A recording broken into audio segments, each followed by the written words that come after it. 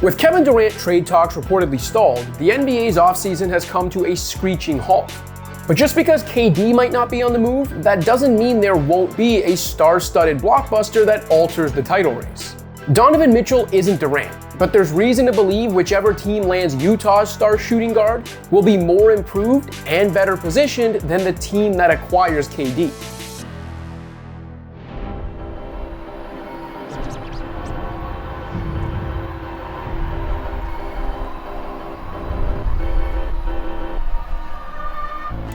Durant's obviously the superior player to Mitchell, and that remains true even as Durant, 8 years Mitchell's senior, heads into his age 34 campaign.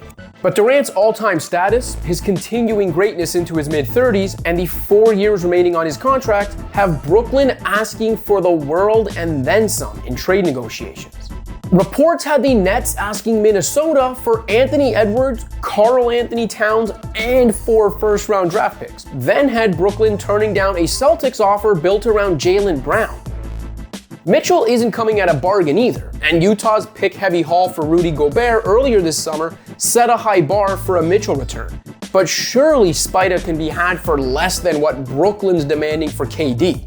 The Nets essentially owe their future to Houston after trading for James Harden in 2021, as Brooklyn doesn't control its own first-round pick until 2028 and even owes the Rockets multiple unprotected first-rounders between now and then.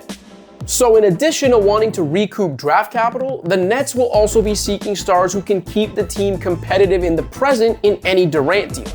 On the other hand, the seemingly rebuilding Jazz, now bursting at the seams with picks after sending Gobert to Minnesota, might be more content with a more future-minded pick-heavy package that would cost teams less in terms of current impact players. And that matters, because if you're going to sell the farm for an established star that can help you win now, you'd better still be good enough to win now after selling said farm. Let's use the Timberwolves as an example. Imagine a fantasy land where Sean Marks and the Nets actually got what they reportedly wanted. Durant would join Gobert on a Townsless, Antless squad. Now imagine if the Wolves were interested in Mitchell and had enough draft capital left after the Gobert deal. They don't, but again, this is simply meant to give you an idea of how much better a roster might look after trading for Mitchell rather than Durant. A deal centered around D'Angelo Russell's massive expiring contract and a boatload of picks might get it done for Mitchell, leaving Fantasyland Minnesota with Mitchell, Towns, Edwards, and Gobert. Bringing things back to the real world, the Raptors are a team that reportedly engaged in at least exploratory talks for both Durant and Mitchell. Just because Durant's the better player doesn't mean he's the better net addition by the time the totality of each deal has been sorted out. Though the price to acquire Mitchell wouldn't be as high as landing Durant, the return on investment would still be spectacular and longer lasting. Mitchell's defense at the point of attack has gone from problematic to downright embarrassing, and he will have to get back to at least respectable on that end if he wants to truly compete for championships. But that defensive regression shouldn't distract from how good Mitchell still is. Back on that screen, Mitchell tapped it one back. Wow. Donovan Mitchell coming with some smoke. We're talking about a 25-year-old who's averaged roughly 24 points and 5 assists on 56% true shooting for his career. An offensive dynamo coming off a season in which he averaged 25.9 points and 5.3 assists while shooting better than 53% inside the arc, 35.5% on nearly 10 three-point attempts per game, and 85% from the free throw line. Mitchell's talented enough to be the offensive alpha on a title team, the rare guard who blends volume, efficiency, and playmaking duties.